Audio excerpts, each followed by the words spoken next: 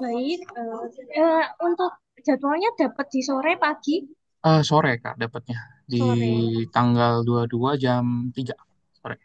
Oke, oke kita mulai ya, dok ya. Mm-mm. Selamat sore dengan saudara Willy Jeffrey. Benar. Oh, Baik. Sebelumnya saya ucapkan selamat karena Anda telah berada di tahap substansi pada sore hari ini. Perkenalkan saya Elsa dan rekan saya, Dr. Jeffrey, yang akan menjadi penginterview Anda pada seleksi substansi sore hari ini. Boleh ditunjukkan terlebih dahulu identitasnya berupa KTP ya, Dr. Willy Jeffrey.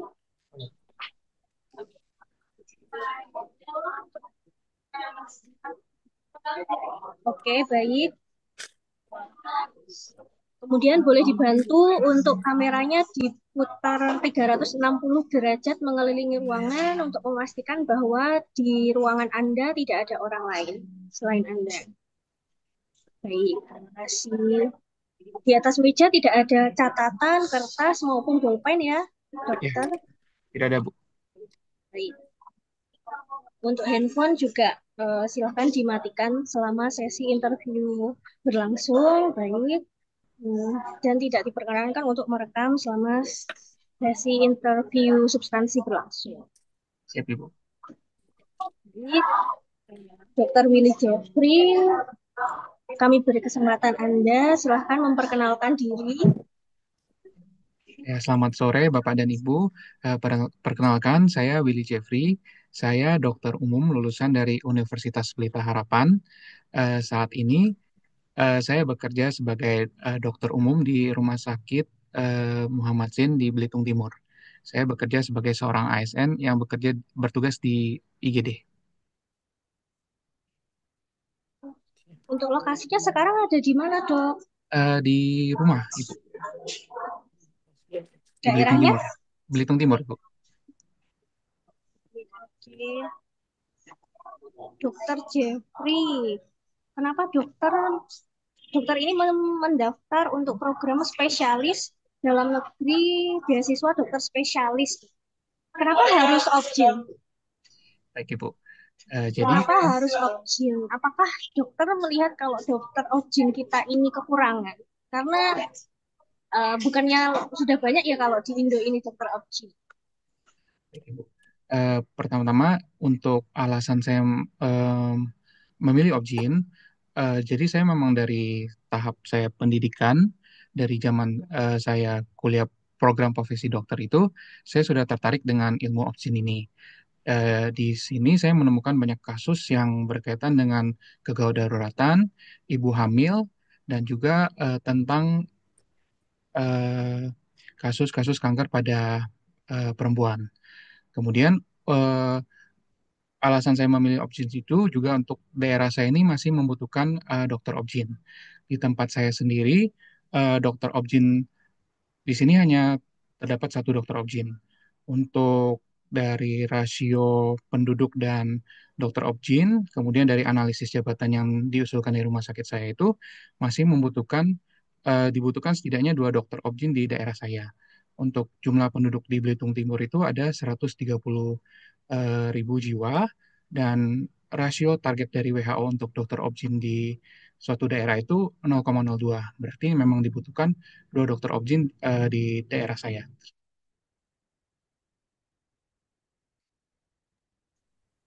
Jadi menurut Anda di daerah Anda ini masih kekurangan untuk dokter objin ya?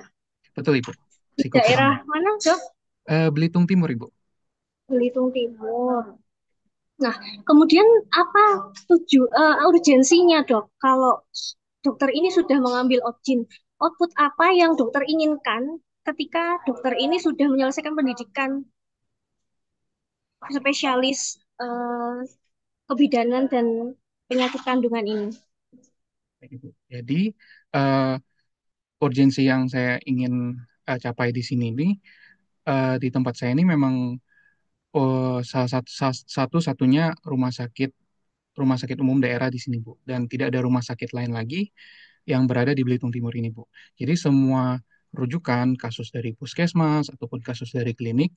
Jika membutuhkan penanganan lebih lanjut itu akan dirujuk ke rumah sakit tempat saya bekerja. Kebetulan untuk dokter objin yang di sini hanya ada satu orang.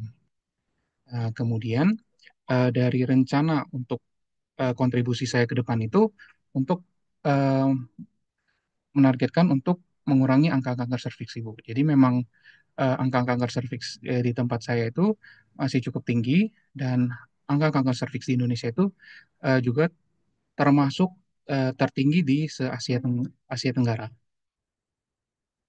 Tujuannya nanti setelah saya menjadi dokter obgyn itu akan berkontribusi untuk mengurangi angka tersebut, meningkatkan deteksi dini, kemudian juga melakukan penanganan awal pada pasien-pasien dengan kanker serviks.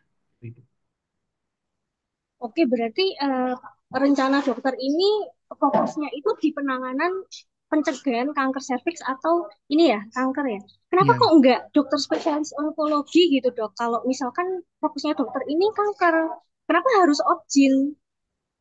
Kalau misalkan pengennya nih kanker gitu, fokus penyelesaian masalah ini. jadi untuk khususnya kanker serviks ini, Ibu, jadi untuk lebih lanjut menangani tentang kanker serviks ini dibutuhkan saya harus mengupgrade kompetensi saya menjadi dokter spesialis obgyn terlebih dahulu. Kemudian dari obgyn sendiri itu pun masih ada subspesialisasinya untuk penanganan kanker yang lebih khusus, Ibu. Jadi nanti setelah selesai sekolah obgyn itu masih ada sekolah sub yang lebih dalam lagi untuk penanganan kanker yaitu sub onkologi ginekologi. Tapi untuk saat ini karena saya masih sebagai dokter umum, target saya adalah mengimprove kompetensi saya menjadi dokter obgyn terlebih dahulu. Baik, Anda mengatakan bahwa case yang Anda jumpai tentang kanker serviks itu banyak. Data dari mana, Dok? Anda, apakah Anda meriset tentang data daerah Anda atau bagaimana itu? Data dari mana Anda mengatakan bahwa kanker serviks yang Anda temui itu case-nya banyak? Jadi memang data yang didapatkan itu data dari Dinas Kesehatan Provinsi, Ibu. Jadi memang untuk angka kanker serviks ini cukup tinggi, bahkan ini termasuk kanker ketiga yang terbanyak di Bangka Belitung. Di tempat praktek saya sendiri itu banyak kasus kanker serviks itu yang harusnya mendapatkan penanganan lebih lanjut, tetapi banyak pasien yang tidak menolak untuk dirujuk, sehingga akan menimbulkan banyak kunjungan berkali-kali, bahkan ada pasien yang mereka hanya pasrah.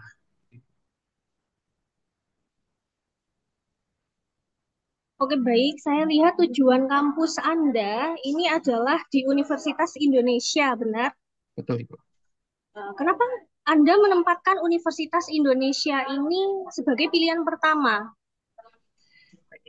Eh, saya izin menjelaskan, jadi memang untuk kanker serviks ini eh, ada beberapa hal yang penting dilakukan untuk mengurangi angka tersebut. Jadi memang dari Indonesia sendiri punya langkah rencana aksi nasional. Yang pertama itu melakukan pencegahan dengan vaksinasi, terus kemudian melakukan screening dan kemudian melakukan penanganan awal. Nah, untuk screeningnya eh, yang yang banyak dilakukan dan cocok untuk dilakukan di tempat seperti Indonesia ini adalah metode IVA, itu inspeksi visual visual asetat. Jadi itu akan melihat gambaran serviksnya dengan asam asetat. Nah, ada salah satu prof yang mendalami mengenai deteksi awal kanker serviks ini, yaitu Prof. Laila Nurana, spesialis obstetrik ginekologi, subs onkologi. Beliau saat ini masih aktif mengajar sebagai dosen di Universitas Indonesia. Dan dari penelitian beliau ini banyak membahas tentang IVA, kemudian ada DOIVA, atau menggunakan inspeksi IVA ini dan nanti dihubungkan dengan expert-expertnya agar membantu dokter-dokter ataupun bidan-bidan dalam mendeteksi lebih lanjut tentang kanker serviks.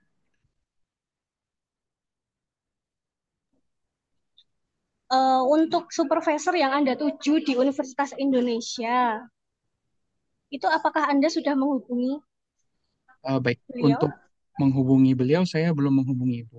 Jadi hal ini berkaitan dengan sistem yang ada di Universitas Indonesia Ibu. Jadi nanti kalau memang lanjut sebagai PPDS di bagian OPSIN, saya sudah sempat menanyakan ke staf terkait di situ untuk lanjutan penelitian atau nanti tesisnya itu akan ditentukan oleh dari bagian universitas. Seberapa jauh, Dok, riset Anda ingin melanjutkan studi di UI? Apakah Anda sudah riset juga tentang supervisor yang ingin Anda tuju ini? Selain saya sudah meriset tentang supervisor ini, saya juga sudah melihat program pendidikannya seperti apa, Ibu. Jadi nanti untuk jumlah semester yang akan dijalani di UI itu ada 9 semester, Ibu. Jadi nanti akan dibagi menjadi beberapa tahapan. Di semester 1 itu nanti adalah tahapan basic, dan nanti ada tahapan 1, 2, 3, dan 4. Dan di masing-masing tahapan itu mendalami tentang hal yang berbeda-beda. Seperti itu, Ibu. Ya, Prof, siapa yang Anda tuju untuk menjadi pembimbing Anda nanti ketika Anda PPDS? Rencana itu seperti itu, Bu. Prof. Laila Nurana, Ibu. Nanti dananya. Bisa diulang, Dok, siapa? Prof. Laila Nurana, spesialis obstetri ginekologi dan subs-onkologi ginekologi. Baik.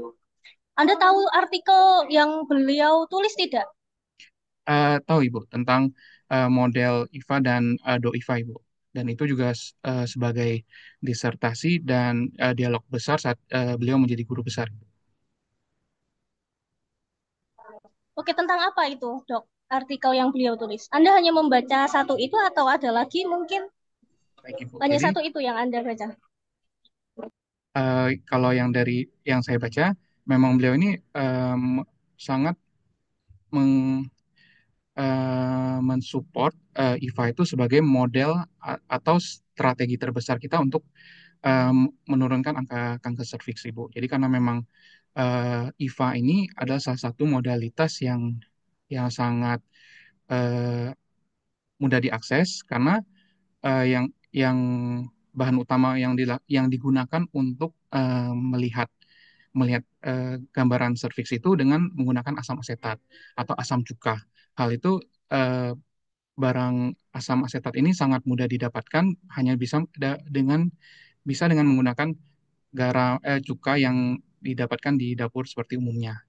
Nah, eh, karena di Indonesia ini kita banyak keterbatasan untuk mendapatkan penanganan yang memadai, Bu. Jadi memang masih banyak daerah-daerah yang terpencil yang belum belum mendapat eh, akses untuk layanan yang lebih lanjut seperti itu, Ibu. Oke, baik. Silahkan Dokter Jeffrey.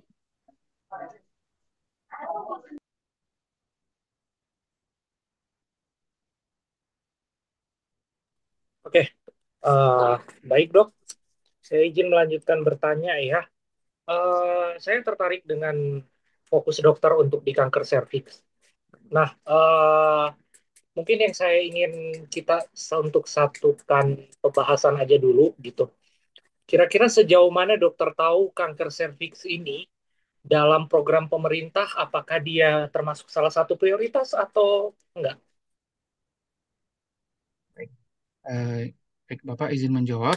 Jadi memang kanker serviks ini merupakan salah satu program prioritas dari Menkes. Bahkan dari Menkes itu dia sudah merencanakan untuk pengurangan angka kanker serviks itu dengan rencana aksi nasional, Bapak.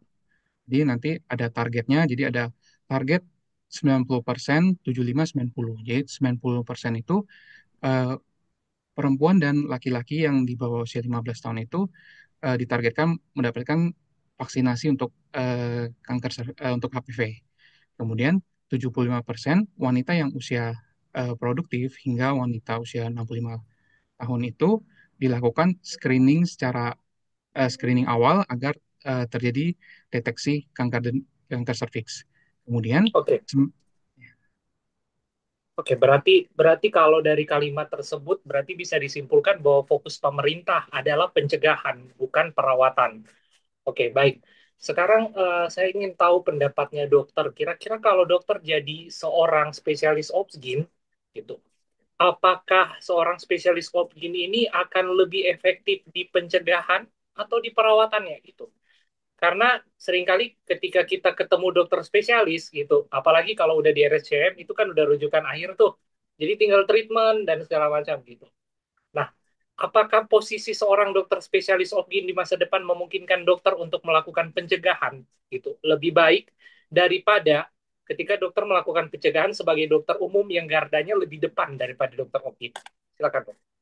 Baik, terima kasih Bapak atas pertanyaannya. Jadi untuk dokter obgyn itu memang tugas utamanya itu adalah untuk di penanganan awal dan konfirmasi diagnosis Bapak. Itu memang memang lebih difokuskan di akhir dari yang poin ketiga yang 90%-nya. Namun untuk vaksinasi maupun deteksi awal itu masih membutuhkan keahlian dari atau kompetensi dari dokter obgyn. Jadi memang awal vaksinasi memang bisa dilakukan oleh tenaga medis atau tenaga kesehatan lainnya. Untuk deteksi, memang setelah awal dideteksi oleh dokter umum, bidan, ataupun perawat, kemudian hal itu akan dilanjutkan dengan merujuk, Pak. Jadi memang untuk bisa mengkonfirmasi lanjutan bahwa apakah benar yang kanker serviks itu dibutuhkan kompetensi oleh dokter obgyn. Sedangkan di tempat saya itu memang dokter obgyn itu yang tersedia baru satu. Jadi dengan adanya dua dokter obgyn, ini akan mempercepat proses dari screening awalnya, Pak. Seperti itu. Oke, baik. Thank you. Tadi dokter sempat menjelaskan bahwa salah satu ketertarikan ke UI adalah untuk ketemu Ya. Prof. Ipa.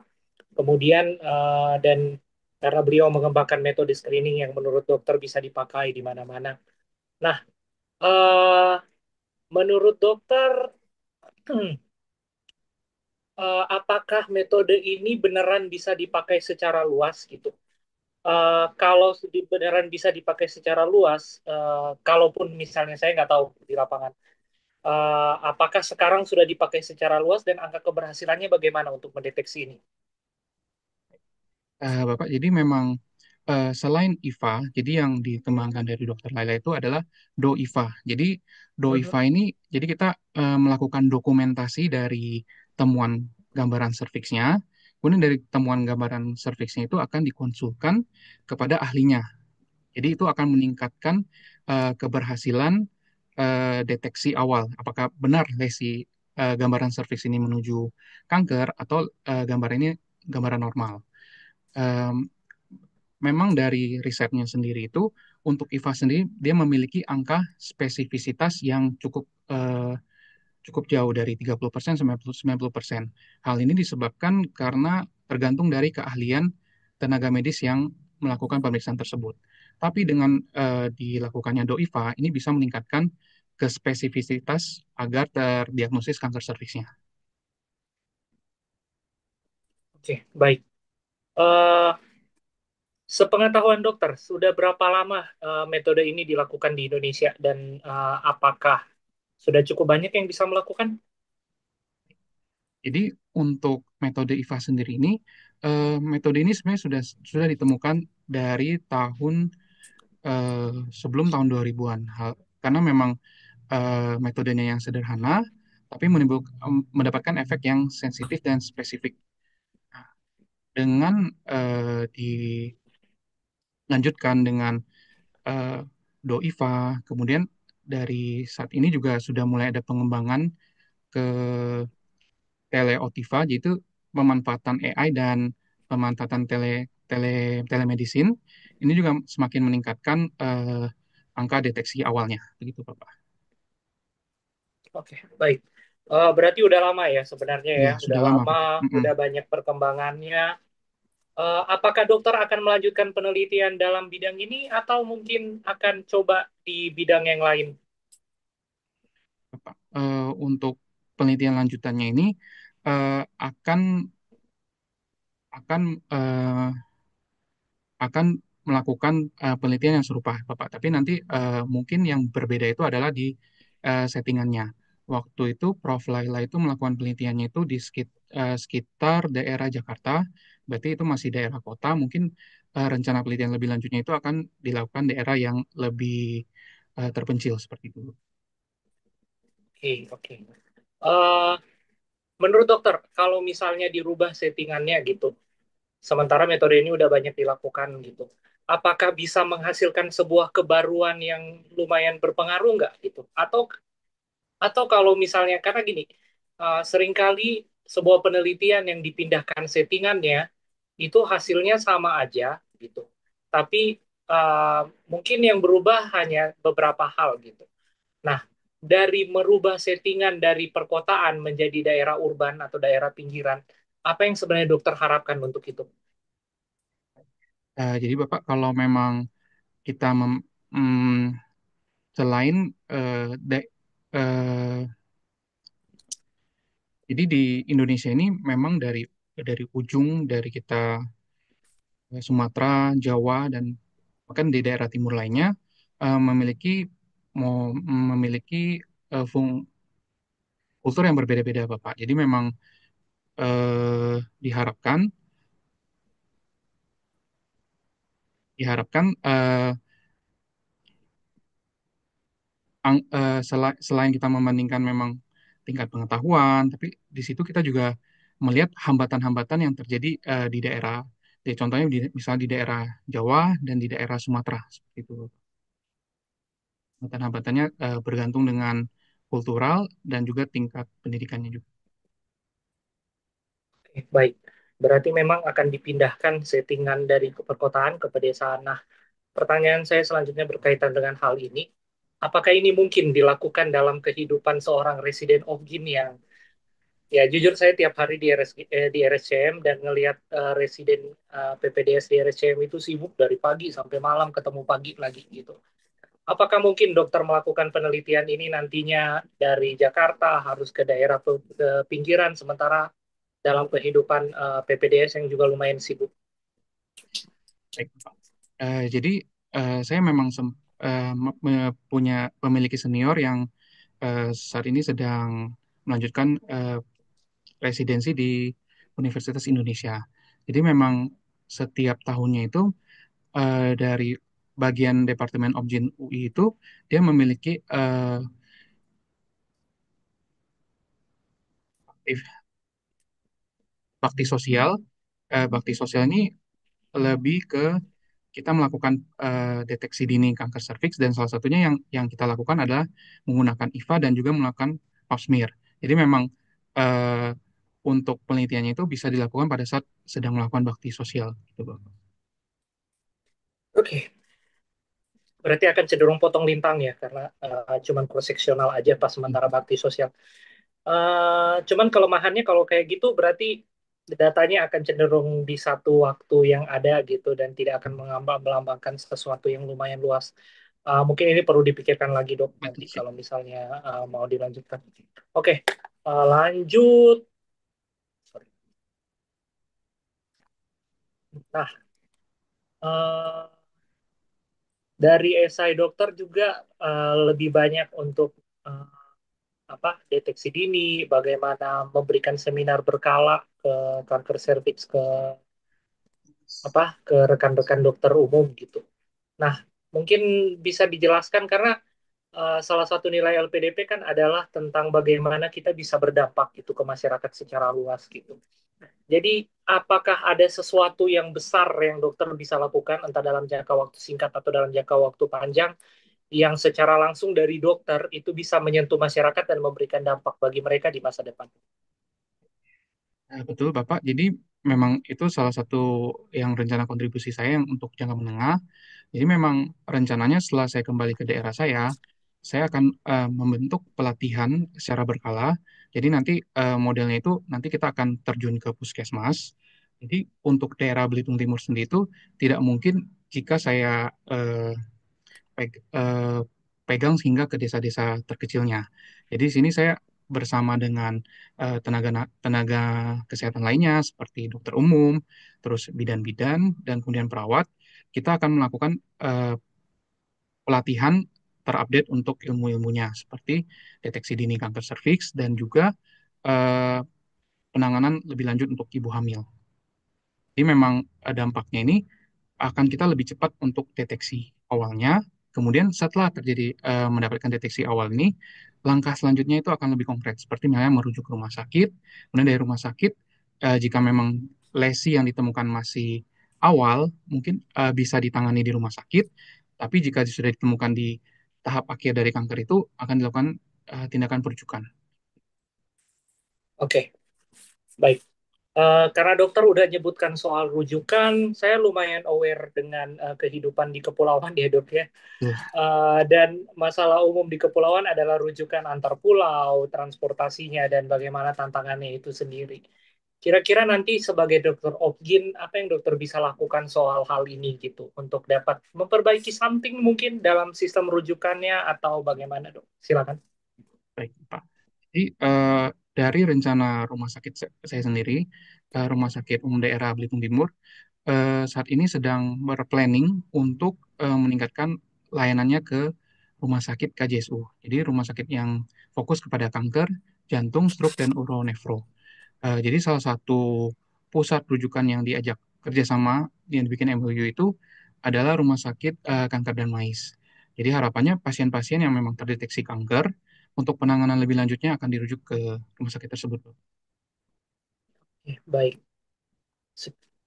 Mengenai rencana kontribusi di masa depan dok, ini kan sebenarnya lumayan banyak nih. Eh, Apakah dokter memikirkan soal bagaimana rencana kontribusi ini, terutama biasanya terbentur karena masalah pendanaan? Apakah ada skema pendanaan yang jadi bayangan dokter untuk ke depannya, bagaimana rencana kontribusi ini bisa bisa jalan gitu? Tuh, Bapak, jadi sebelum saya berencana studi lebih lanjut ini, saya sudah menghubungi pihak rumah sakit dan sudah berdiskusi. Kemudian saya juga sudah menanyakan alur bagaimana cara mengusulkan sebuah pelayanan baru. Jadi memang saya sudah berdiskusi dengan bagian perencanaan dan bagaimana alur untuk menyediakan layanan tertentu. Jadi memang nanti dari dokter ataupun dari stakeholder tertentu itu memberikan data penyakit tertentu, rencana tindakan yang akan diusulkan seperti apa, kemudian itu akan dimasukkan ke dalam anggaran tahunannya. Jadi untuk saat ini rumah sakit saya itu memang lebih fokus untuk pengadaan CT scan terlebih dahulu untuk menunjang layanan kanker tersebut. Oke, mungkin cukup dari saya. Saya kembalikan ke Mbak Elisa. Silakan. Baik, dokter menuliskan di sini kalau kelemahan Anda itu adalah seorang yang pemalu. Bagaimana Anda mengatasi kelemahan tersebut, dok? Baik. Apakah kalau seorang dokter itu, apakah kalau pemalu itu, seorang dokter Objin pemalu itu tidak menghambat karir dokter atau gimana Anda mengatasi hal tersebut? Baik, Ibu. Jadi sebagai praktisi, sebagai dokter umum yang saat ini saya lakukan, memang saya banyak bertemu dengan orang baru. Awalnya memang saya memang gugup, cuman untuk mengatasi hal tersebut ini saya banyak berlatih bicara dan berlatih teman dengan teman-teman sejawat lainnya. Jadi saya memang punya waktu untuk mencoba bagaimana menjelaskan, contohnya misalnya menjelaskan penyakit pada pasien seperti apa gitu. Dan beberapa kali dari rumah sakit juga ada mengadakan pelatihan komunikasi efektif dan itu juga saya selalu ikut untuk pelatihan tersebut. Dokter, tantangan untuk studi lanjut, apalagi di PPDS kan pasti berliku ya. Baik. Bagaimana nih kalau nanti studi Anda itu tidak selesai tepat waktu, dok? Gimana Anda mengatasi atau mengantisipasi hal tersebut mungkin? Atau kalau kejadian misalnya tidak selesai tepat waktu sesuai dengan eh, tenggat waktu yang ditentukan oleh LPDP. Bagaimana Anda mengatasinya? Jadi untuk mengatasi hal tersebut, untuk sebagai salah satu persiapan studi ini, untuk secara finansialnya, memang saya sudah menyisakan dana eh, bila seandainya saya memang extend lebih dari extend lebih lama dari waktu seharusnya, saya sudah siap untuk mengganti biaya tambahannya.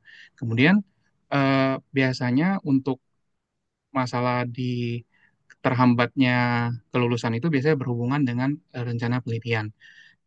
Biasanya saya akan fokus untuk membuat next step apa yang harus dilakukan. Biasanya terkendala di pengajuan izinnya, kemudian juga untuk penyusunan riset tersebut. Biasanya seperti itu.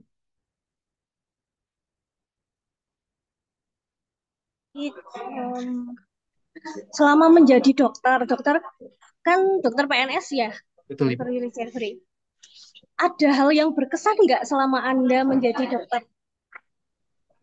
Hal apa yang paling berkesan selama Anda menjadi dokter?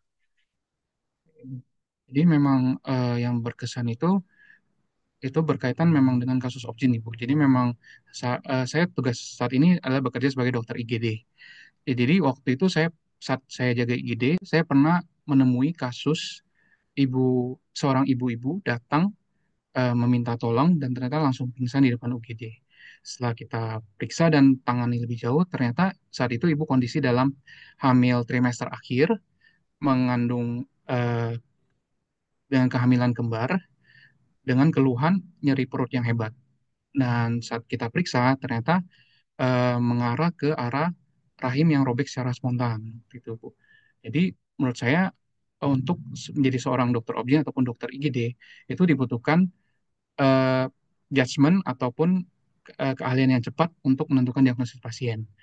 Eh, dan dalam waktu tersebut, untungnya dokter obgyn saya itu memang standby dan cepat mengambil alih dalam mendiagnosis pasien.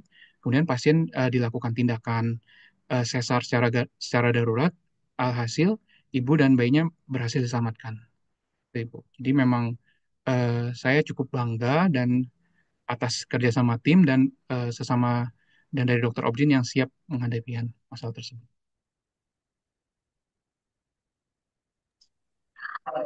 Dokter sudah mulai menjadi dokter itu di tahun 2020 ya, Dok?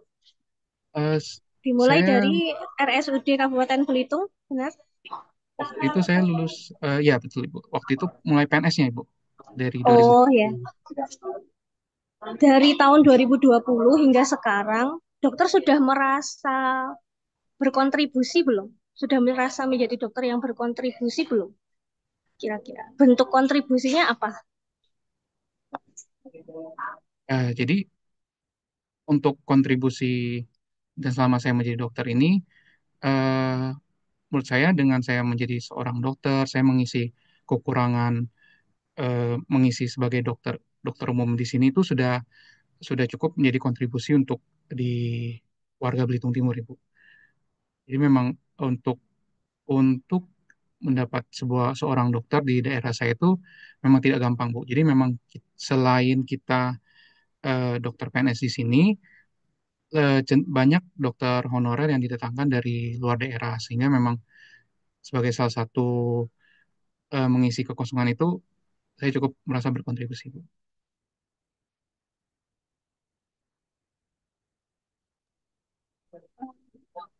Baik, Dok, bisa ini mungkin Dokter Jeffrey ada tambahan?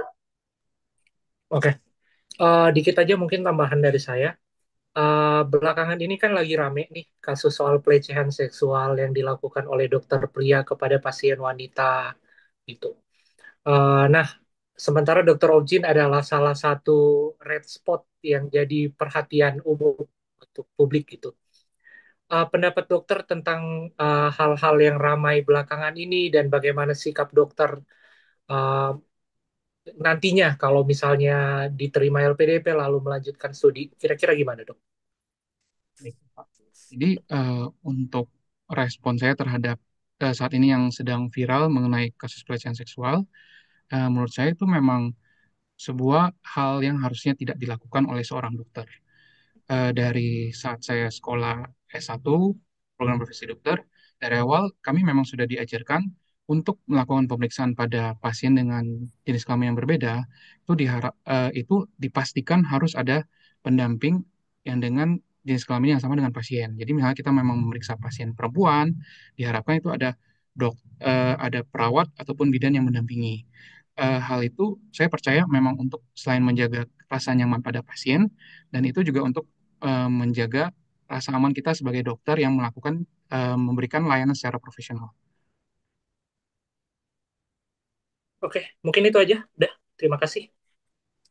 Baik, sebelum kita cukupkan interview kita pada sore hari ini, Dok, saya beri kesempatan Anda untuk memberikan closing statement. Kenapa Anda ini layak untuk diterima menjadi awardee pada batch ini? Silakan, Dok. Baik, terima kasih. Sebagai seorang putra asli daerah Belitung Timur, saya yakin dengan diterimanya saya sebagai awardee, saya berkesempatan untuk melanjutkan sebagai dokter objin. Dan dokter objin ini yang menurut saya sangat ditunggu-tunggu oleh warga di Belitung Timur. Dengan saya bisa menjadi dokter objin, saya bisa menurunkan angka kanker serviks dan juga untuk membantu ibu-ibu hamil. Sekian closing statement dari saya. Terima kasih. Selamat sore. Terima kasih. Oke, oke. Langsung ke insight-nya ya. Siapa dulu, Dok? Monggo, apa Dokter Jeffrey dulu? Boleh, boleh. Apa saya? Monggo, Dok.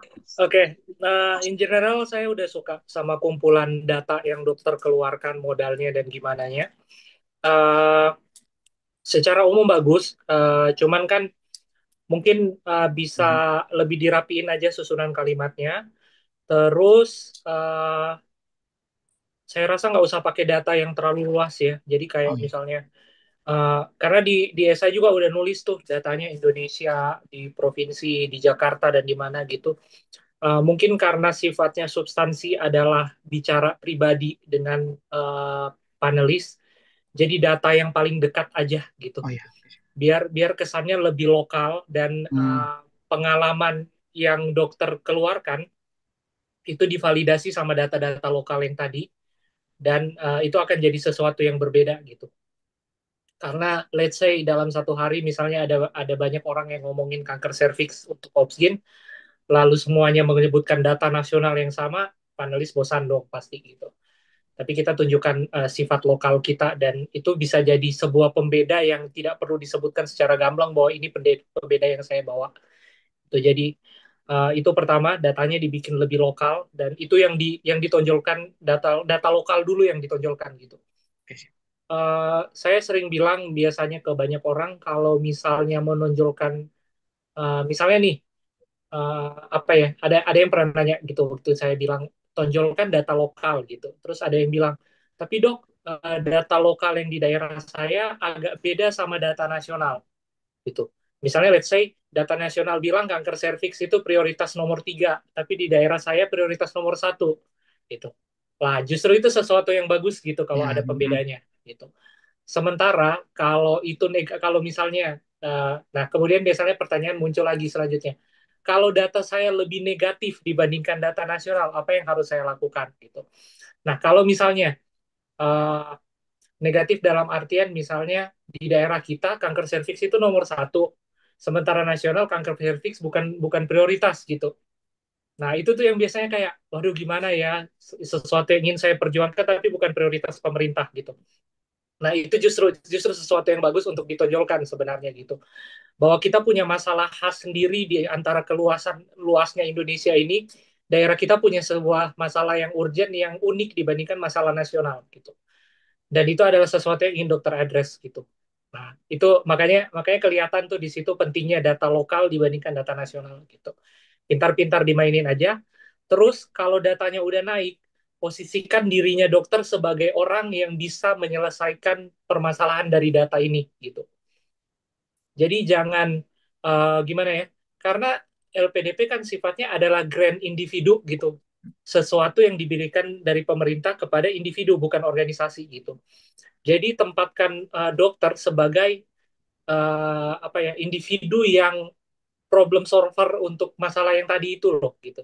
Nah, memang memang saya sering bilang kemarin-kemarin juga ke yang latihan wawancara gitu, kayak kalau bisa nonjolkan kerja sama tim ya dalam program kita ke ya. depan rencana gitu. Tapi yang perlu ditunjukkan juga bahwa dalam sebuah tim, posisikan bahwa kita adalah orang penting di tim situ gitu. Gitu.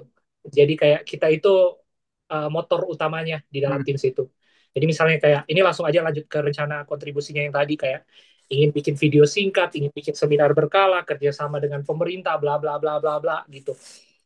Harus jelas di dalam program itu seberapa besar perannya dokter gitu.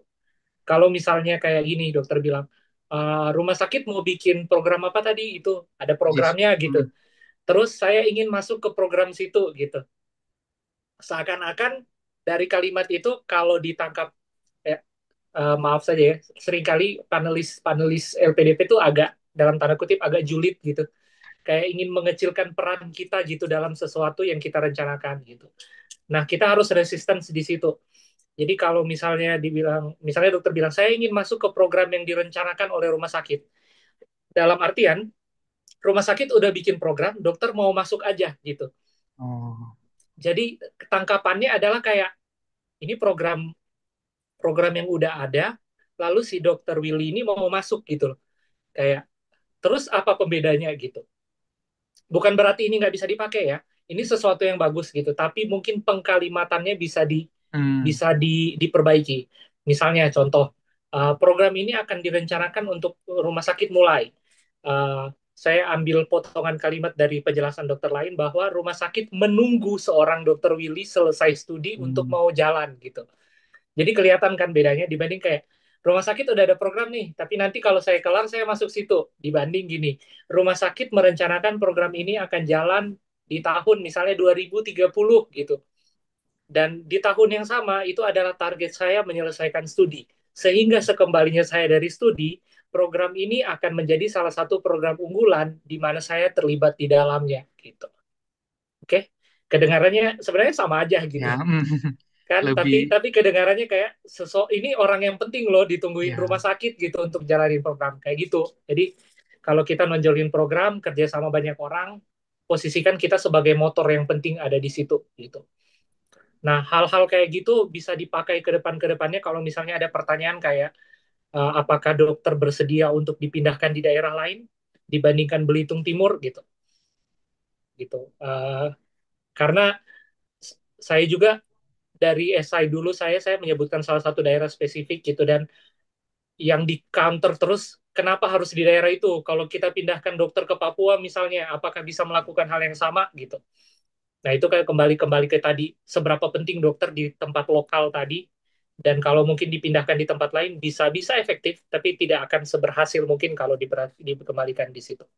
Oke, jadi amunisinya kuat gitu, biar biar balik ke Hmm. tempat asal Baik, Mas. gitu.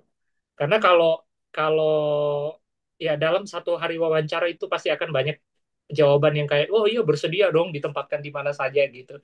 Tapi apa yang menjadikan berbeda gitu antara satu dengan yang lainnya. Jadi pintar-pintar di situ. Terus tadi yang soal penelitian, settingnya dipindah. Settingnya dipindah bagus, tapi mungkin bisa lebih kuat lokalnya gitu. Jadi Hmm. kalau misalnya kayak gini, dokter tadi bilang kan, settingnya penelitian Prof yang sebelumnya itu di Jakarta. Hmm. Lalu dokter mau memindahkan ke daerah pinggiran urban gitu. Bagus, tapi mungkin lebih ditambahkan gitu. Saya pikir tadi dokter akan menjawab bahwa penelitiannya akan dilakukan di Belitung Timur misalnya gitu. Nggak apa-apa kalau emang penelitian mau dilakukan di Belitung Timur. Dokter bisa bilang kayak gitu aja, bisa kok gitu. Ada beberapa penelitian tesis di RSCM yang karena saking spesifiknya satu atau dua penyakit, seperti misalnya kayak apa ya, apa sih penyakit parasit yang di Sulawesi Tengah Oh, yang emang dia endemik di situ. ya, ya, ya. Untuk yang Nah, kayak, eh, ya, ya yang kayak parasit cacing atau ya, semacamnya, ya, cacing-cacing itu. stunting. Ya, Lupa ya. juga deh. Ya. Kakak saya di daerah situ dan dia baru cerita beberapa minggu lalu dan dia bilang itu penelitinya dari UI loh gitu. PPDS bagian parasitologi or something Parasitologi, ya. gitu ya, Hmm. ya yang melakukan penelitian di sana. Ternyata itu bisa dan itu possible gitu. Nah, jadi kalau memang dokter mau bilang settingnya dirubah, uh, setting yang perlu dipikirkan adalah setting yang bisa menambah value dari kontribusi dokter ke depannya gitu. Hmm. Nah, kan dokter apa ya, ini tambahan aja kebetulan masuk di kepala saya. Jadi Hmm. kayak misalnya dokter mau kembali ke Belitung Timur, secara budaya dokter udah kasih clue-nya ke saya, secara budaya tiap daerah di Indonesia itu beda, gaya Iya. hidupnya beda, perilaku ibu terhadap anak beda.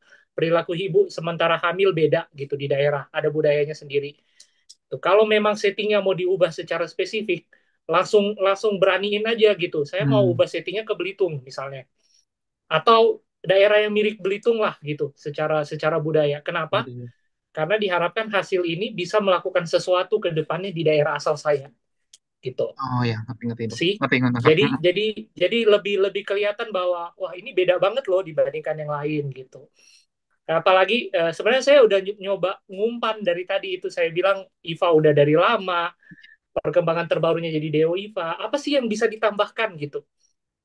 Waktu dokter bilang settingnya mau diubah, saya langsung kayak please munculin Belitung Aduh, Timur dan kekhasannya dalam penelitian ini gitu.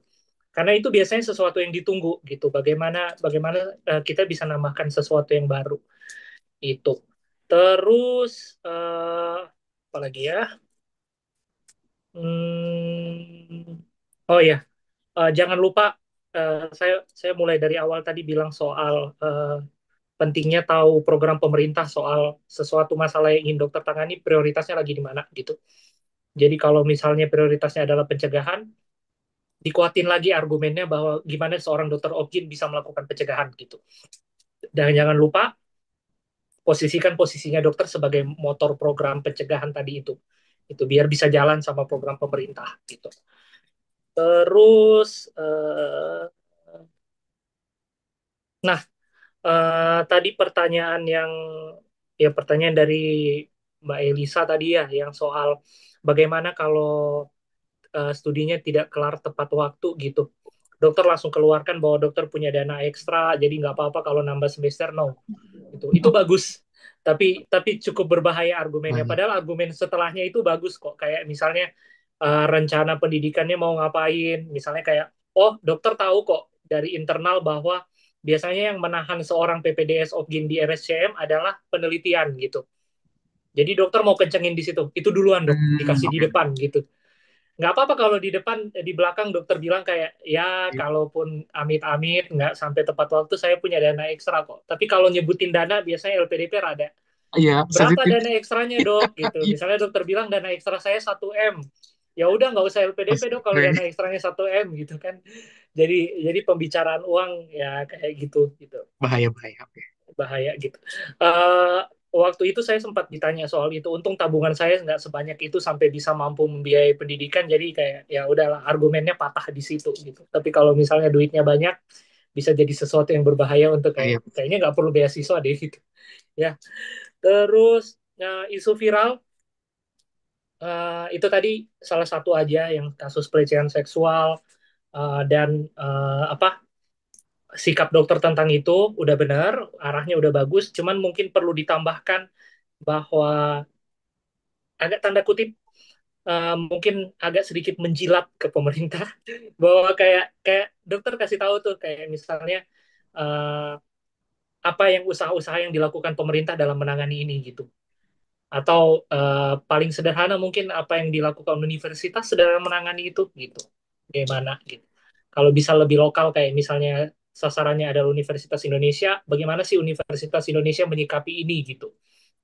Jadi misalnya dokter bilang, eh, ini saya kasih aja ya, misalnya di Universitas Indonesia itu kita punya perjanjian kerjasama dengan universitas dan dengan RSCM, ada sanksinya dan ada Oh, pelaporannya, ada apa pemantauannya gitu-gitu. Jadi itu yang dilakukan sebuah institusi untuk mencegah hal-hal ini terjadi gitu. Dan mungkin bisa dibilang karena itu udah dilakukan oleh institusi atau pemerintah, ketika dokter ada di sana di UI misalnya, itu akan menjadi sebuah lingkungan yang aman bagi pasien dan termasuk aman bagi interaksi dokter pasien nantinya di Opskin. Itu aja mungkin dari saya. Kalau ada yang saya lupa nanti mungkin saya tambahan lagi setelah Mbak Elisa. Silakan Mbak. oke, banyak insight ya dok. Em, ini sih aku menyoroti di ini ya apa data tentang ini pemilihan kampus itu mungkin nanti bisa ditambah riset lagi. hmm. Terus tadi kan aku sempat nanya, kenapa kalau apa namanya kasus ibu hamil kanker tentang kanker serviks nggak ambil onkologi aja? Kenapa kok eh, Opjin. Tadi udah terjawab ya kalau fokusnya itu di pencegahan. Nah, itu mungkin bisa ditambahin kasus juga ketika tadi nanya, kok Anda mengatakan bahwa kasus kanker serviks itu banyak, data dari mana? Mungkin dikerucutkan pas dokter ini di daerah dokter aja, itu nggak apa-apa. Kalau bisa sih, apa ya, bahkan kalau Anda, apa, dokter tahu data realnya itu tambah bagus gitu loh. Oke. Kayak misal bicara tentang data segini banyak atau ketika jadi based on apa ya, berangkatnya dari kasus dokter selama di rumah sakit atau gimana kayak gitu, itu lebih bagus. Kemudian baca tadi tentang pemilihan kampus itu, profesor yang apa, dokter yang dituju, supervisor yang dituju itu jangan langsung menjawab belum menghubungi, kayak dipoles lagi gitu dok. Kalau Oh ya, oke. menjawab misalkan, baik Bu, untuk supervisor memang saya belum menghubungi karena itu bagian dari proses saya, kayak kurang smooth aja sih sebenarnya tuh. Aku udah nangkep iyalah, apa namanya, emang mungkin belum sejauh itu, tapi eh, itu biasanya sering ditanyain gitu, udah ngubungin belum, terus rencana tesisnya apa, kayak gitu. Di ini lagi ya dok ya, misalnya. Jadi kayak misal memang sejauh ini belum menghubungi, tapi karena itu bagian dari proses, tapi saya ingin menuju ke prof atau dokter ini karena itu eh, selaras dengan riset yang ingin saya lakukan, Bu. Eh, karena saya juga sudah membaca artikel-artikel beliau lah, ini, kayak gitu, dijelaskan gitu. Terus, ya, oh, pengalaman berkesan. Pengalaman berkesan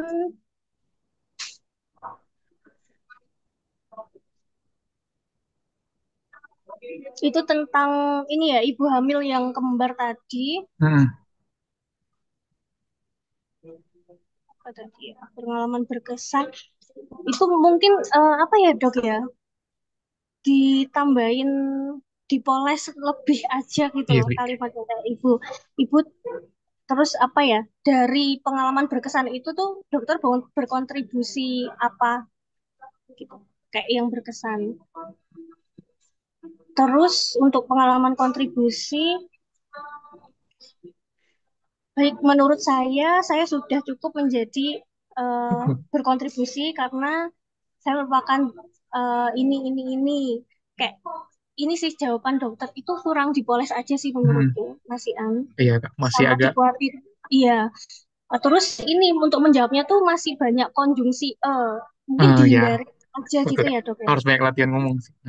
Kayak dokter itu jadi menunjukkan kalau dokter itu udah siap nih, udah ada data juga untuk interview gitu. Terus konjungsi itu Kurangin. dikurangin aja terus.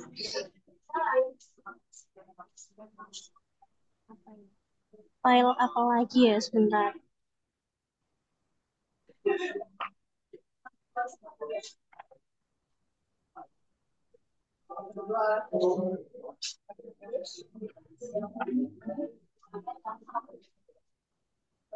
Jadi ceritain aja urgensinya, dokter ini ngambil Opjin itu apa, kemudian eh, Anda melihat case apa di rumah sakit gitu, dok, mungkin ditambahin itu ya. Karena Oke. aku kurang ngelihat dari pengalaman realnya dokter gitu loh. Kayak Hmm. misalnya aku tadi nanya tentang kontribusinya dokter. Dokter kan menjawabnya intinya itu dokter PNS, terus selama ini menjadi dokter, jadi saya merasa sudah cukup berkontribusi. Nah, mungkin ditambah dipoles lagi itu, Dipoles lagi.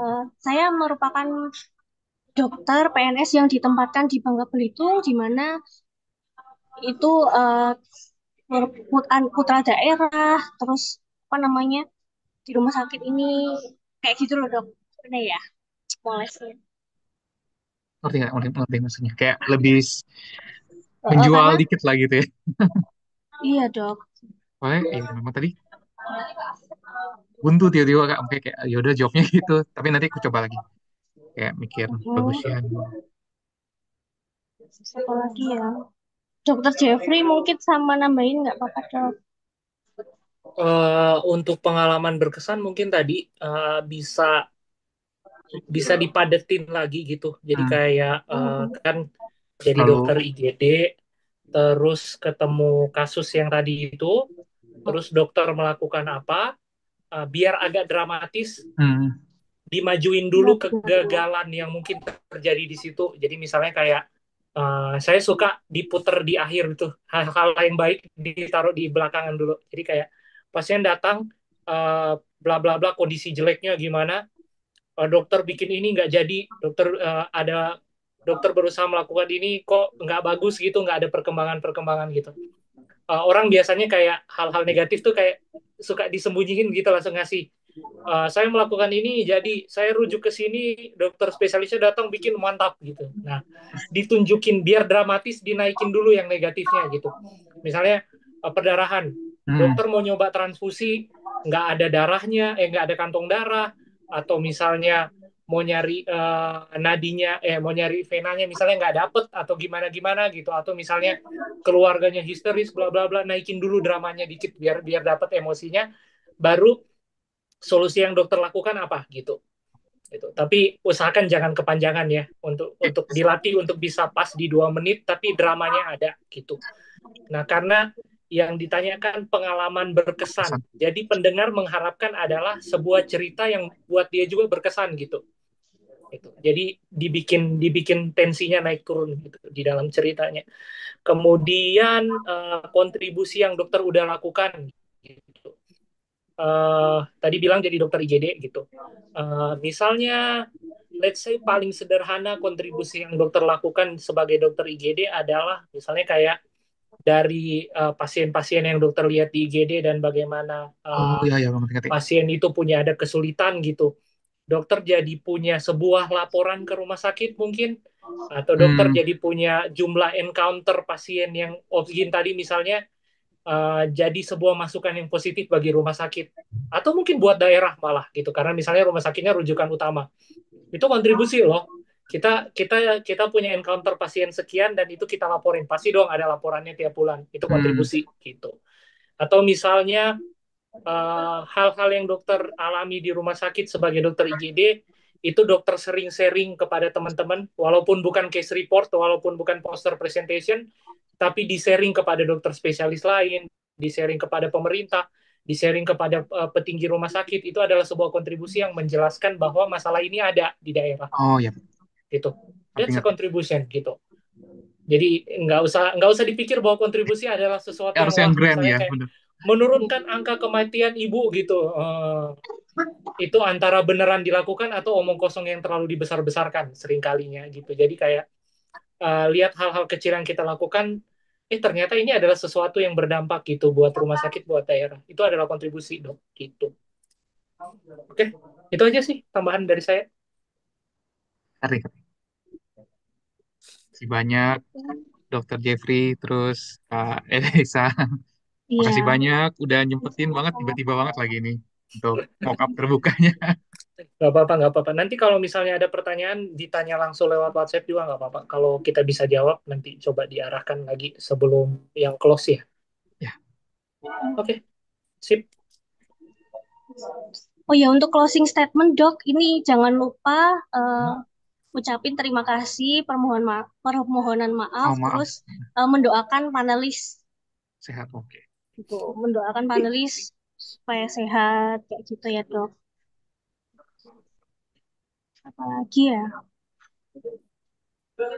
mungkin nanti di next mock up ya, Dok ya. Apa, aku kalau ini saran dari aku, pokoknya riset kampus itu diperdalam lagi. Kenapa harus UI? Terus prof siapa yang ingin dijadikan supervisor? Relate sama apa namanya rencana tesisnya Dokter Willy. Kemudian Oh iya, oh, berangkatnya ini latar belakang kenapa dokter ini harus ngambil opsin kayak case dari rumah sakitnya diperkuat lagi, nggak usah data Hmm, umum yang kayak disampaikan Dokter Jeffrey itu, data dari rumah sakit terus dari pengalaman berkesan itu biar berkesinambungan kalau oh iya penting nih.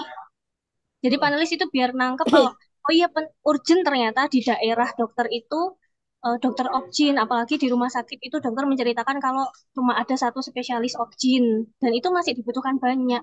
Melihat data di Indonesia itu kanker serviks banyak berkembang, butuh pencegahan. Nah, saya fokusnya itu di pencegahannya, bukan di pengobatan, makanya nggak ambil onkologi, ambilnya di Opjin. Kemudian apa namanya? eh apa ya berdasarkan case di itu kan data menyeluruh. Nah, kalau di case di Bangka Belitung ya, Dok. Bangka Belitung. Begitu. Bangka Hmm, Belitung ya. Nah, hmm, kalau di Bangka Belitung itu case-nya seperti ini. Nah, pengalaman berkesannya itu juga tentang ibu hamil kan tadi. Nah, ya, jadi kayak nyambung-nyambung gitu, Dok. oke. Jadi karena kan dokter kan mau ngerucutnya ke Opjin, kasih Opsi. saran dari aku, kemudian lebih dipoles lagi nanti pas mau up, terus dihilang konjungsi Iya, gitu, dihilangin aja. oke, siap. Terus ini iya persiapan dana darurat kalau misalkan kalau dokter ini nggak lulus tepat waktu gimana gitu, jangan langsung dijawab.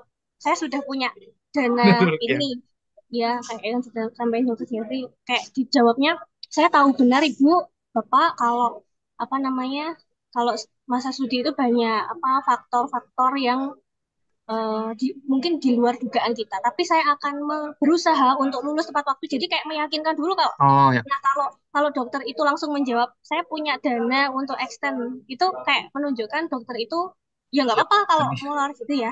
Jadi diyakinkan dulu kalau saya bisa kok lulus tepat waktu, mengambil spesialis ini, apa namanya dengan triknya gimana, maksudnya eh, dokter strateginya gimana untuk lulus tepat waktu. Misal ya menghubungi supervisor di semester berapa ini, tapi jikalau kemungkinan terburuk itu terjadi, Bu, saya insya Allah saya sudah prepare untuk ini baru baru dana itu masuk Oke, gitu di akhir aja di akhir-akhir. Oke, siap. seperti itu. Ha-ha. Tapi Dengan yakinkan kalau dokter itu memang yakin bisa lulus tepat waktu di sini gitu. Terus apa ya? Oh iya, kontribusi dokter selama menjadi PNS apa? Itu sudahkah Anda merasa berkontribusi selama menjadi dokter gitu ya? Itu ditambahi kasus oke. nggak apa-apa Hmm, dok. Jadi kayak misalkan gimana ya? Eh, baik ibu, bapak, saya kalau untuk kontribusi sejauh ini menurut saya sudah berkontribusi karena alasannya diperkuat terus eh, menjadi putra daerah yang yang apa berjaga di IGD, kemudian apa namanya berdasarkan pengalaman aja gitu loh dok, oh gimana ya, ya nyusunnya oke. Ngerti Kak. kayak Tadi gitu. awalnya tuh aku mikirnya kayak kontribusi tuh, oh aku harus udah kayak bukti ngelakuin apa gitu loh. Makanya tadi kayak kepikiran, oh yaudah Hmm, jadi dokter umum aja. Tapi aku ngerti sih Kak, kepikiran. Tadi awalnya iya memang di iya rumah sakit, biasanya aku memang sering kasih feedback juga sih Kak, misalnya ke manajemennya, misalnya untuk meningkatkan pelayanan, kita harus gini, gini, gini. Terus oh, iya biar rumah sakit itu lebih efektif nanganin pasien, misalnya harus. Ya, paling mungkin aku masukin itu sih Kak. iya oke. Terus oke ya dokter Jeffrey udah ya, aku sambil nginget-nginget apa ya tuh. Oke, nambahin ini aja. Yang tadi soal supervisor, jangan lupa dicari research gap-nya beliau apa. Gitu. Jadi Hmm, kayak biar biar bisa diarahin kalau misalnya kayak mau meneliti, lebih terus lanjut. selain tadi settingnya dirubah, misalnya kayak let's say misalnya kayak research gap-nya beliau terhenti di masalah misalnya bahan mungkin cuman asam asetat aja dulu sekarang. Mungkin misalnya dokter bisa kayak kayaknya bisa deh ada agen yang lain yang bisa untuk menggantikan asam asetat tapi lebih lebih gitu. Mungkin dicari di situ atau Hmm. apa. Karena pasti pasti ada kok ditulis gitu kayak keterbatasan riset ini apa gitu. Kalau dokter mau lanjutin, apa yang dilanjutin? Itu aja sih kayaknya. Yang lain udah.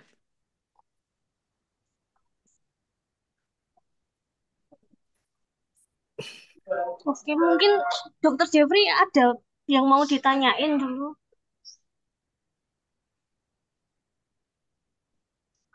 Silakan dok kalau ada yang mau ditanya. Ke dokter Jeffrey. Dokter Willy aja deh dibilang gitu, Iya, jangan double-double jadi saya aku juga bingung. Oh iya dokter ya, Jeffrey gitu jadi bingung aku deh. bingung. Dokter Nama Willy. gue. Ya Kak, Willy panggilannya biasanya. Eh, Oh ya. ada yang mau ditanya dok? Silakan dok kalau ada yang mau ditanya. Udah oke sih Kak waktu itu. Ya, ngerti sih Kak, maksudnya Oh memang iya. perlu banyak latihan. Ini apa namanya? Riset S1 meskipun tadi belum sempat Oh, ditanyain ya. Itu nanti biasanya ditanyain dok. Jadi diingat-ingat riset S1 yang pernah dilakukan. Terus nyambung nggak sama rencana S2-nya ini Mas? Misalkan beda. nggak nyambung itu Iya, ya karena benar. pada saat itu dicari alasan kayak pada saat itu karena saya masih S1 dan tertariknya misalkan ini gitu. Terus kalau S2 ini berdasarkan pengalaman saya sudah bekerja menjadi PNS, kok saya melihat apa ya kanker serviks ini berbahaya dan pokoknya Hmm, intinya tuh gini loh dok. Eh, Anda berdampak, Anda punya tujuan untuk jadi agent of change-nya di apa namanya apalagi dokter ini PNS ya di situ. Nah, kenapa kok LPDP itu harus membiayai Anda gitu. Jadi urgensinya di situ. Kemudian ini dok untuk cara menjawab itu iya sih apa namanya dokter udah tenang sih cuman emang ada cuma nya ya, gitu aku aja terus terlalu banyak ini ya nya nanti gitu. apa posturnya tegap aja tenang terus tersenyum gitu. Jangan terlihat gugup kalau misalkan pertanyaannya itu nanti mengarah ke psikis kok apa namanya buat kesel menunjukkan tenang aja terus kalau misalkan apa ya biasanya ada pertanyaan psikologis itu yang buat sedih itu ya tunjukkan tetap tenang dan rasional kayak gitu sih dari aku. Terus di ini ditambahin dulu risetnya aja dok nanti. Ya, Kak, siap. Kalau sebelumnya sih kan aku memang ini udah percobaan ketiga ya sebenarnya Kak. Memang kalau alasan ngambil Objin itu kan memang pas panelisnya itu lumayan oke sih Kak. Cuman memang aku tuh sering gagalnya di bukan gagal sih menurut aku yang kurang oke jawabnya tuh pas bagian psikologis. Jadi memang pas batch lalu itu memang kepancingnya banyak yang di psikologis gitu. Kenapa dok pas itu? Ini Oh ya, percobaan keberapa sih? ketiga dok. Tiga, tiga. Ketiga Kak. Ketiga. Ah, Kepancingnya kenapa dok?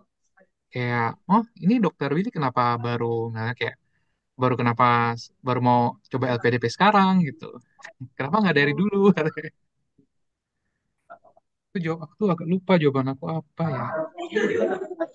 Ini mungkin kalau pertanyaannya kayak gitu bisa dialihkan karena Oh, saya kan karena ingat Kak, waktu itu tuh aku memang jawabnya gini Kak. Waktu itu sebelum saya mau sekolah objin ini, memang sebelumnya udah ada dokter yang ngambil objin, tapi ternyata di tengah jalan dia keluar. Habis itu baru saya coba ambil objin. Oh, berarti dokter Willy ini baru mau nyoba objin setelah ada yang keluar gitu.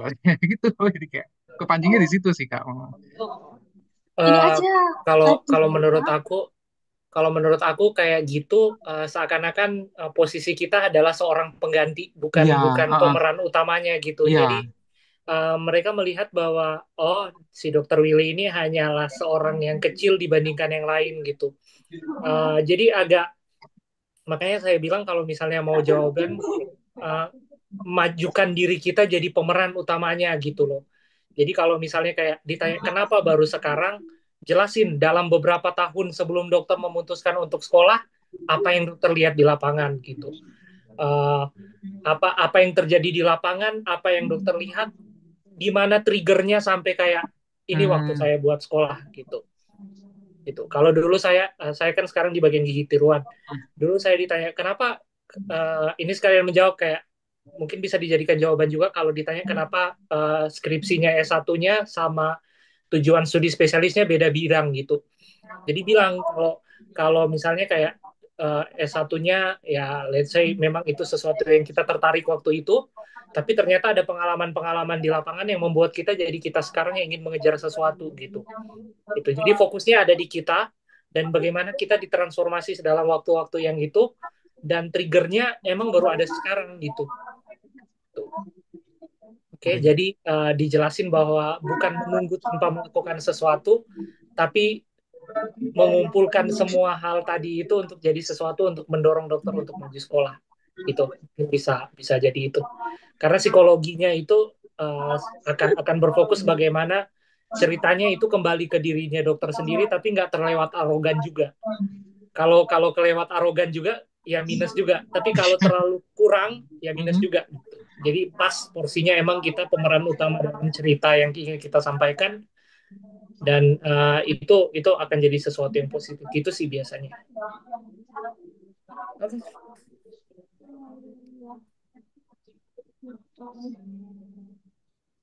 Oke. Jadi apa namanya berangkatnya dari ini aja dok, dari realitas yang dokter alami selama menjadi PNS gitu aja. Dokter Oh ya. menemukan, menjumpai kasus apa sehingga itu dokter baru sekarang ini ngambil. Mm-mm. Aku sih Mungkin lebih banyak ke itu. Nah, by case gitu, jangan iya sih, jangan apa namanya menjadi pengganti tadi. iya Kak, oke kayak udah ke bawah alur psikolognya tuh terus kayak eh Terus dari ketiga kali interview itu kira-kira pertanyaan apa lagi yang kayaknya ini jawaban dokter tuh nggak sesuai kalau ini. yang pas Satu aku coba pertanyaan apa? percobaan pertama sih justru aman Kak, malah maksudnya kayak eh, wawancaranya oke, kayak nggak terlalu banyak Hmm. dicecar gitu nggak terlalu. Nah, yang pas kemarin yang kedua itu lebih banyak di psikolognya sih Cocok Kak ya? memang. Mm-mm. Kalau menurut aku sih, oh wajar sih aku nggak lulus kayaknya memang karena kena banget di psikolognya gitu. Dia kayak yang lain juga kedengarannya kayak, ya ya iya. Iya, iya, iya, paham. Tapi masih ingat nggak dok, kira-kira pertanyaan apa gitu? Aduh, aku nyatet Kak, cuman aku mau buka-buka lagi sih. Kemarin juga lagi nyari-nyari nggak belum nemu. Nanti aku coba cari lagi deh. Ya Iya, kalau aku ketemu aku nanya di grup nanti ya. mungkin bisa dikasih masukan menjawabnya. Cuman selama ini kan tapi masih mock-up yang pertama ya. Mungkin Mm. ini sih cara menjawab dokter Willy itu perlu dipoles gitu loh. Aku bener-bener ngomong tuh ya bener Iya, iya, memang paham. kekurangan aku itu sih Kak, gugup. Mhm.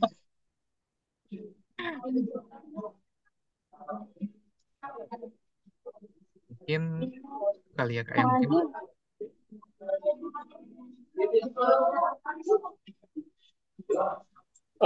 Saran aku sih dok, kalau misalnya gugup, Mm-mm. mungkin uh, ketika kayak udah mulai gugup, terus terlalu banyak ide di kepala untuk dikeluarkan, tapi agak nggak terlalu tahu gimana, coba kalimatnya dilambatin dulu. Jadi Ah, misalnya kayak pause antar kata atau antar kalimat lebih baik dijeda tapi tanpa kayak diem aja gitu. Jadi misalnya dijelaskan bahwa saya adalah seorang dokter umum yang bekerja di IGD kurang lebih sekitar 5 tahun. Saya udah kerja di ingat-ingat. IGD gitu. Jadi kayak ada waktu untuk narik napas gitu. Jadi bisa biar bisa diatur gitu. Ya, Biasanya sih karena aku juga lumayan ceplas-ceplos gitu. Kalau kalau udah kebanyakan bicara, biasanya jadi nggak bisa direm juga. Jadi kadang sendiri. ngeremnya seperti itu. Napasnya ditarik di antar kalimat. Mungkin posturnya lebih tenang aja, lebih tegak. Uh, Apalagi ya, biasanya ya itu sih. Tapi kayaknya kalau ini udah percobaan ketiga, ya harusnya harusnya bisa lebih tenang aja sih gitu. Karena sebenarnya modalnya udah ada semua dok. Aku salut sama sama modalnya udah ada semua nih di kalimatnya. Jadi tinggal tinggal cara penyampaiannya aja gitu. Karena kebanyakan emang mentoknya di cara penyampaiannya aja. Jadi poin yang ingin kita sampaikan nggak mendarat Ya, dengan baik di panelis. Jadinya nilainya kurang gitu. Tapi sebenarnya kalau kita cara menyampaikannya bagus ya harapannya semoga bagus juga. Good luck, good luck. betul ya dok. kasih. Mungkin bisa dibantu untuk ini ya dok, apa dokumentasi dulu. Oh ya benar juga. Dokter Betul-betul. Jeffrey, tak bantu untuk screenshot dari sini. Boleh deh dok untuk dapat PI, tak bantu. Satu, satu dua. Oke, lagi apa ya? Bebas deh, satu lagi ya dok ya. Satu dua. Ya, oke, terima kasih. Dokter Willy ada yang mau ditanyain lagi mungkin? Cukup sih Kak. Nanti aku coba cari-cari catatan. Kalau memang ada minta tips, mungkin aku nanti ngomong di grup sih, Kak. Biar yang lain juga Oke. mungkin bisa nyimak. Mm-mm. Aku nggak terlalu bisa untuk berkomentar lebih di akademis karena Siap, memang siap. bukan dokter, Iya. tapi ini dok, aku melihat tadi tuh jujur agak kurang risetnya dokter dan by reality gitu loh yang dokter alami Hmm, ya, karena eh, apa ya, kalau aku ngelihat bagusnya itu karena dokter kan udah kerja nih ada pengalaman real jadi sampein aja pengalaman itu yang itu nyambung ke kenapa dokter itu urgent pengen. ngambil opjin. Heeh, itu terus juga data bagusnya data itu apa namanya misalkan dokter itu udah tahu di Bangka Belitung berapa angkanya kayak gitu ya. Kemudian profnya dituju namanya siapa, kuasai satu artikelnya.